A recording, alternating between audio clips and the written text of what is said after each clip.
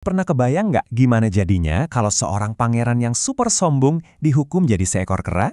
Hari ini kita bakal nyelam bareng ke legenda Lutung Kasarung dari Jawa Barat. Ini bukan cerita biasa loh, ini kisah yang ngebuktiin kalau penampilan itu bisa nipu banget.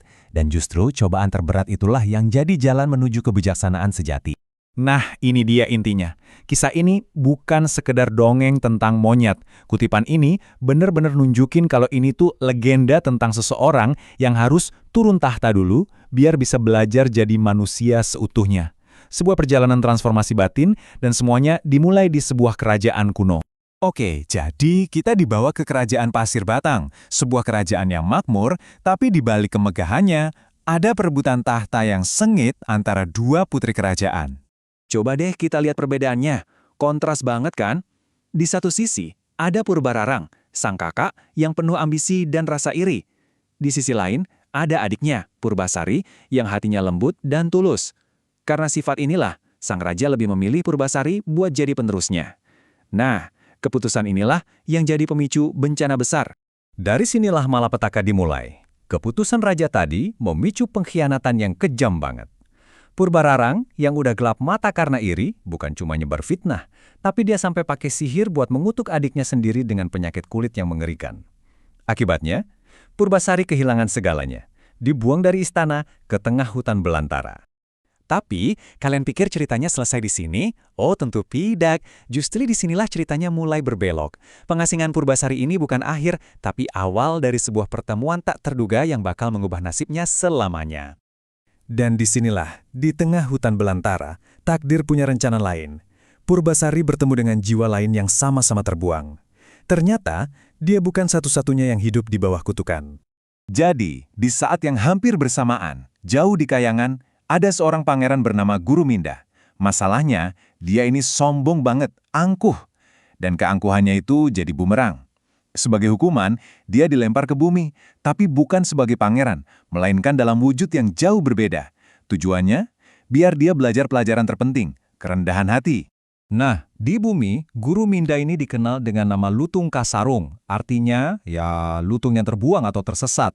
Wujud keranya ini adalah sebuah ujian berat. Kutukannya cuma bisa hilang kalau dia berhasil membuktikan 3 hal yang selama ini dia abaikan: kesabaran, kesetiaan, dan kebijaksanaan sejati.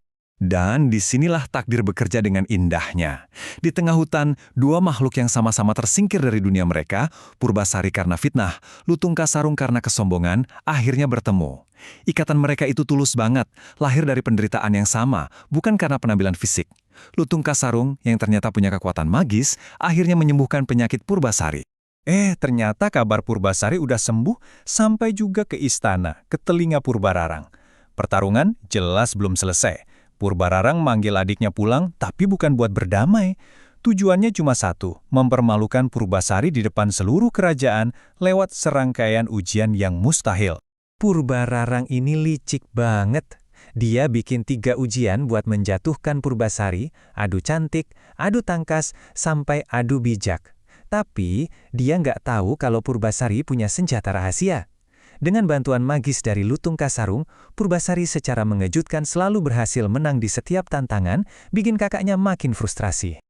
Setelah semua usahanya gagal, Purbararang yang udah kehabisan akal, ngeluarin kartu truf terakhirnya yang paling licik, adu ketampanan tunangan.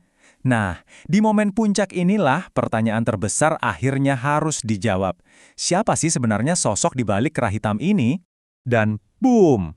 Tepat di saat Purbasari hampir kalah, Lutung Kasarung bermeditasi dan seketika berubah.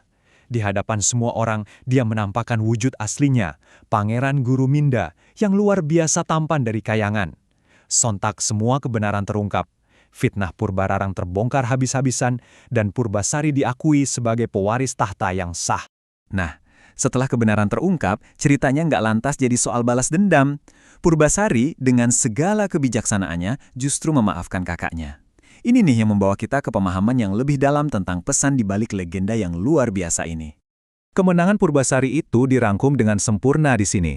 Dia nggak menang pakai pedang atau kekuasaan, tapi dengan cara mempertahankan kebaikan hatinya, bahkan setelah disakiti berkali-kali. Ini bukti nyata kalau kebaikan yang tulus dan sabar pada akhirnya akan menemukan jalannya sendiri menuju kemenangan. Jadi, kalau kita bedah lebih dalam, legenda ini tuh sebenarnya tentang perjalanan ke dalam diri, transformasi batin. Baik Purbasari maupun Guru Mindah harus melewati penderitaan dulu untuk bisa berubah.